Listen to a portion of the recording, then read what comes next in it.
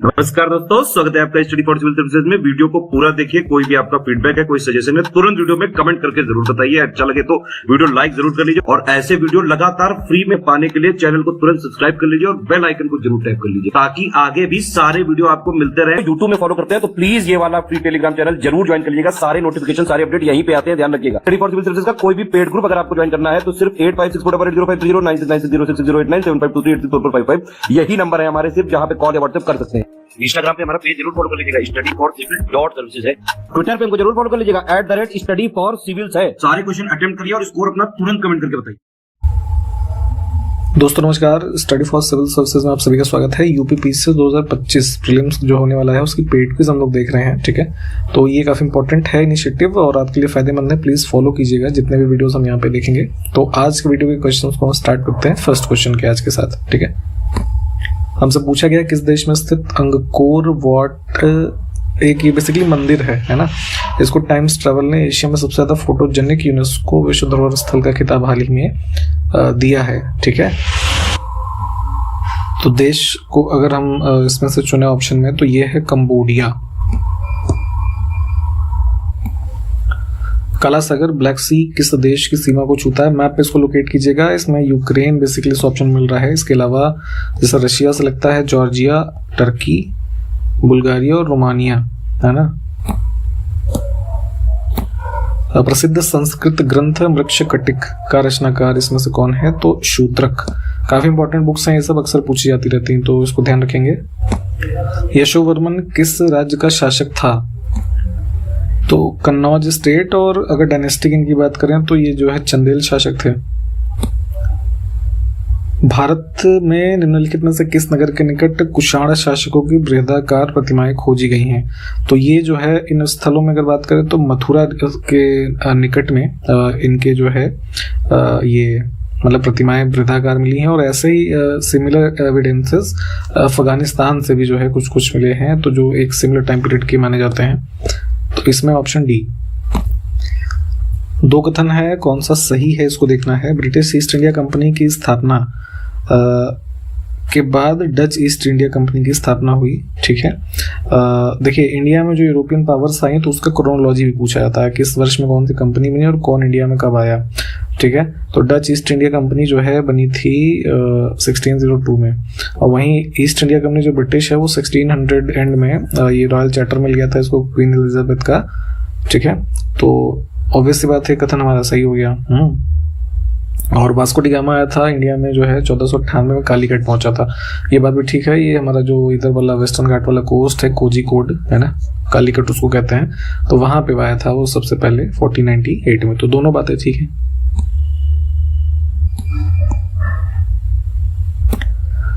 गहरे समुद्री गोताखोरों के द्वारा सांस लेने में सहायता के लिए प्रयोग किया जाता है जो सिलेंडर, तो उसमें ऑक्सीजन के साथ साथ किसका मिश्रण होता है? तो ऑक्सीजन और ये हीलियम, है ना, ऑप्शन बी। ह्यूमन बॉडी में स्पेशली जो हमारा डाइजेशन ऑफ फैट है ह्यूमन इंटेस्टाइन में, वो किसके द्वारा परफॉर्म किया जाता है? तो बाइल जूस और लाइपेज, ठीक है, ऑप्शन फर्स्ट। नेताजी सुभाष चंद्र बोस ने 1943 में आजाद भारत की सरकार के गठन की घोषणा कहां पर की थी?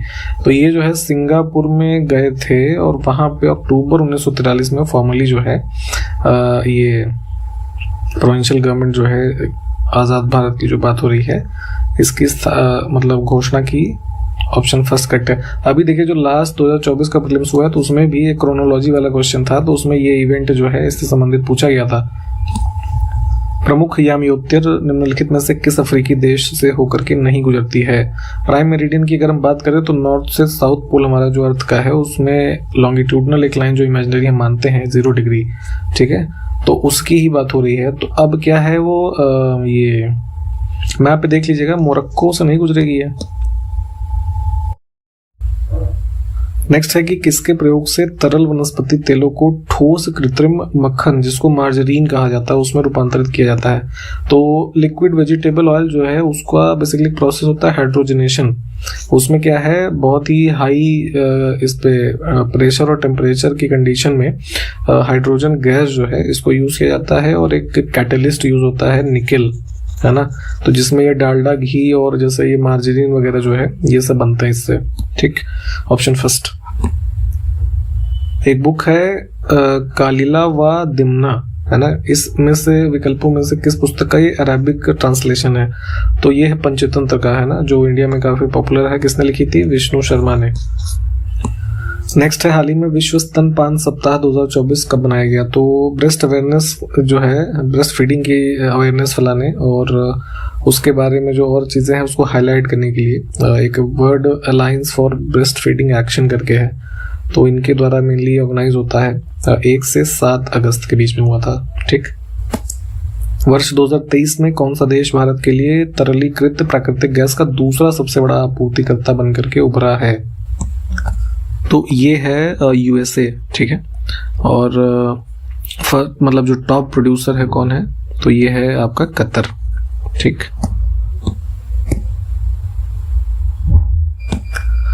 5 से 9 अगस्त तक भारत और किस देश के बीच वायु अभ्यास एक है उदार शक्ति 2024 का आयोजन किया गया?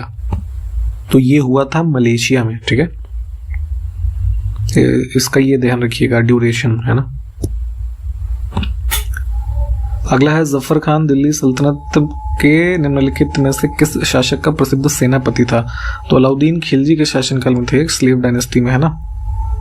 और जैसे मलिक कफूर के बारे में पढ़िएगा, ये भी इसी के टाइम पीरियड का था, काफी इंपॉर्टेंट है ना, इससे एसोसिएटेड। संविधान का कौन सा अनुच्छेद एक उच्च न्यायालय को रिट जारी करने का अधिकार देता? हमने शायद पहले आपको डिस्कस किया है, जैसे आर्टिकल 32 के बारे में। उसमें सुप्रीम कोर्ट रिट शुरू करता है 5 प्रकार की, हैबियस कॉर्पस, मैंडेमस, सर्चुरारी, क्यो वारंटो और प्रोहिबिशन। 5 है ना ये।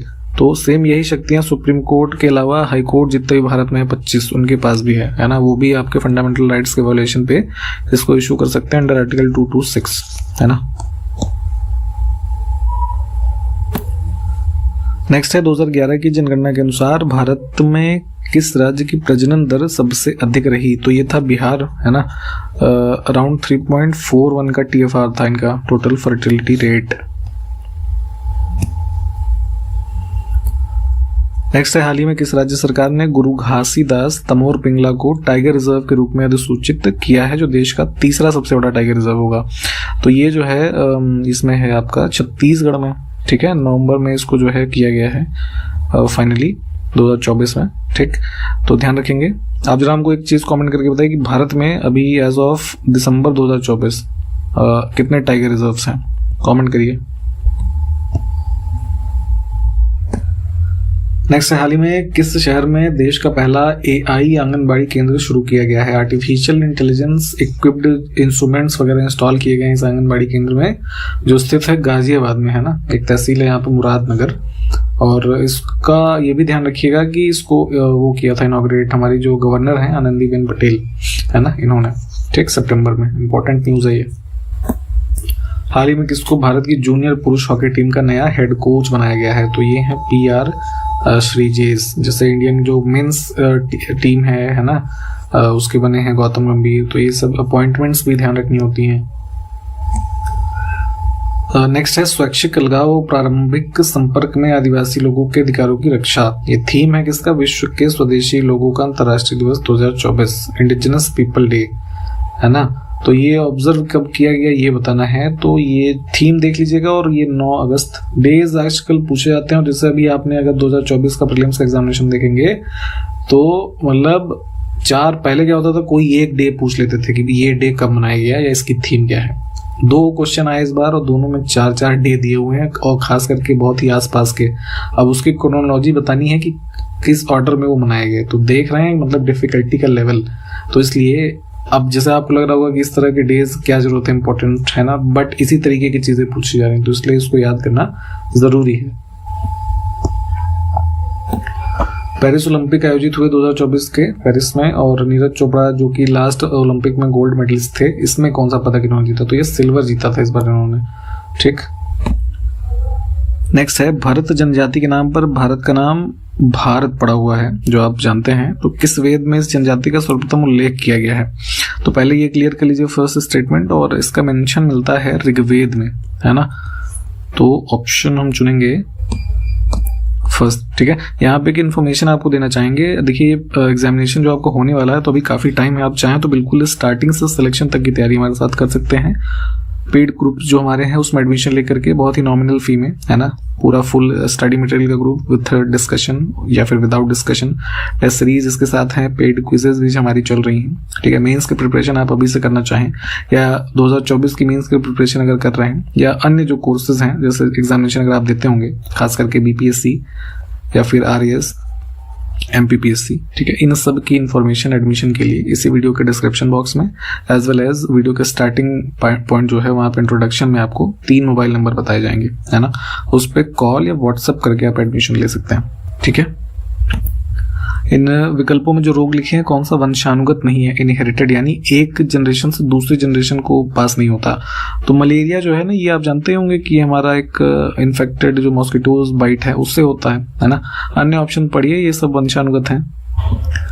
महिलाओं के लिए एक पत्रिका बामा बोधिनी पत्रिका जो है, फ्रीडम स्ट्रगल टाइम पीरियड के जितने भी पत्र पत्रिकाएं हैं इनकी लिस्टिंग्स प्लीज देखिएगा। हमारे पेड ग्रुप में अगर आप होंगे तो ये आपको पता होगा, आपको दिया गया हुआ होगा, इसको पढ़ना जरूरी है।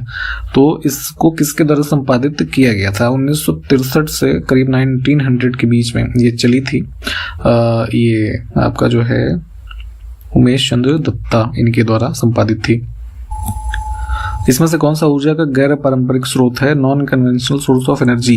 तो बेसिकली ये वो सोर्सेज होते हैं विच आर रिन्यूएबल, है ना, पोल्यूशन फ्री, कंटिन्यूअसली क्रिएटेड होते हैं नेचर में।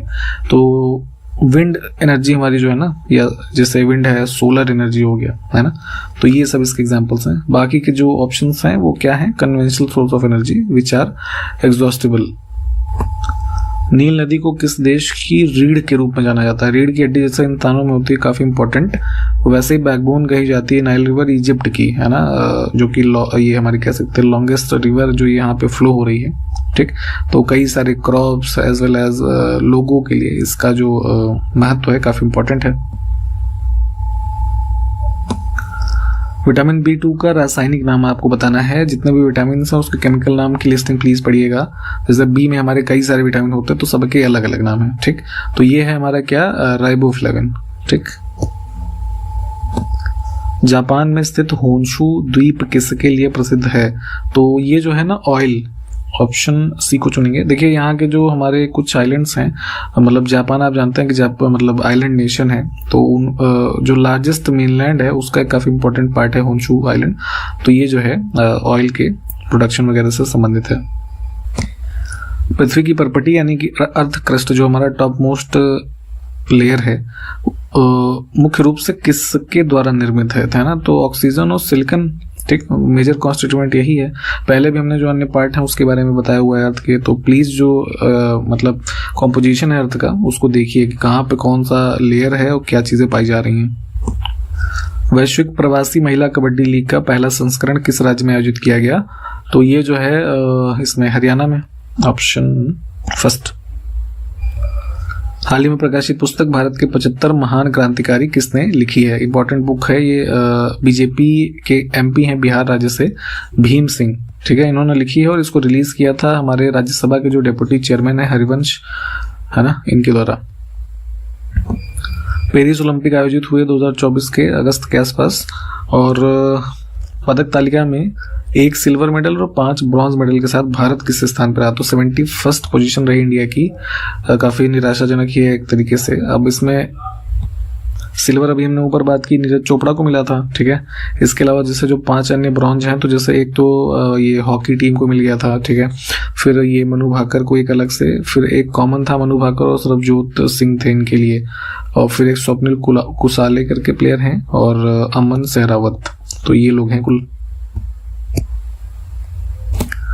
अंतर्राष्ट्रीय युवा दिवस हर साल 12 अगस्त को मनाया जाता है। इसको पहली बार कब मनाया गया था? तो ये वर्ष 2000 में। आप जरा ये बताइए नेशनल यूथ डे इंडिया में कब मनाते हैं? कमेंट करके बताइए। हाल ही में तिमोर लेस्ते के सर्वोच्च नागरिक सम्मान जिसको कहते हैं ग्रैंड कॉलर ऑफ ऑर्डर, जैसे इंडिया में भारत रत्न है वैसे यहाँ का ये है, तो इससे किसको सम्मानित किया गया? तो प्रेसिडेंट द्रौपदी मुर्मू का, है ना, विजिट था, तो उसमें इनको ये प्रदान किया गया। Option B. आप जरा बताएंगे कि ये तिमोर लेस्ते किस कॉन्टिनेंट में है? कमेंट करिए। निम्नलिखित में से किसका भारत के प्रधानमंत्री के रूप में कार्यालय में सबसे कम समय था? शॉर्टेस्ट ड्यूरेशन से है चौधरी चरण सिंह जी का, लगभग 170 दिन, है ना, 79 से 1980 के बीच का, ऑप्शन बी। बुद्धिस्ट काउंसिल्स हुई 4 इंपॉर्टेंट हैं। तो तीसरी की बात करें तो इसका सभापतित्व तो किसने किया था? तो ये है, ये मोगलीपुत्र तिस्स आयोजित कब हुई थी? 250 BC में। इनके पैटर्नेज किसका था? अशोक का। महापुराणों की संख्या कितनी मानी जाती है? तो ये है 18। हो सके तो इनके नाम देखें एक बार। प्रथम बौद्ध महासभा यानी वही बुद्धिस्ट काउंसिल कहाँ पर आयोजित हुई? तो पहली हुई थी राजगिरी में, है ना। ये सप्तपर्णी केव थी, ऑप्शन बी, ठीक। 483 BC, ठीक है। और इसमें जो है पैटर्नेज किसका था? तो ये महाकश्यप थे, है ना, उनका, यानी उनका तो प्रिसाइड किया गया था उनके द्वारा। ये जो है अजात शत्रु के उसमें कह सकते हैं, है ना, हुआ। निम्नलिखित में से किस भारतीय दर्शन ने परमाणु सिद्धांत का प्रतिपादन किया? तो कड़ाद के द्वारा जो है ये वैशेषिक ये जो है दिया गया थियरी, तो उसमें ही, है ना, इसका एक तरीके से उल्लेख है।